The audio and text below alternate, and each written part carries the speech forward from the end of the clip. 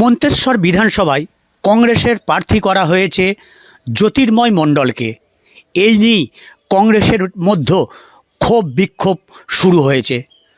দলের ভিতরেই এই ক্ষোভ বিক্ষোভ নিয়ে কি করে ভোটে জিতবেন এই নিয়ে একটা সন্দেহ রয়েই গেছে। তবে জ্যোতির্ময়বাবু আশাবাদী তিনি ভোটে জিতবেন, এমনটাই জানান তিনি। কংগ্রেসের বক্তব্য এবং কংগ্রেস নেতা কর্মীদের বক্তব্য, জ্যোতির্ময় মণ্ডল তৃণমূলের দালাল, তাকে কেন প্রার্থী করা হলো কংগ্রেসের? তিনি তো তৃণমূলের দালালি করেন।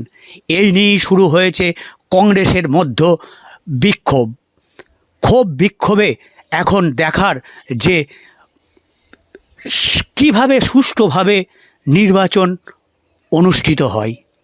আমরা এক বাক্যে বলতে চাই, আমরা এই প্রার্থীকে মানি না এবং পক্ষান্তরে আমরা কখনোই এই প্রার্থীকে মান্যতা দিতে পারি না।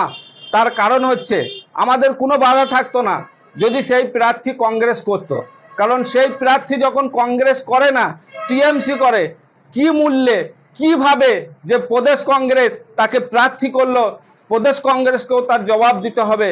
কারণ আমরা বিগত 20 বছর ধরে দেখছি তিনি পার্টির সাথে কোনো যুক্ত নেই। তিনি পয়সার বিনিময়ে প্রদেশের যে সভাপতি, বর্তমান সভাপতি, তিনি নাকি তার বন্ধু।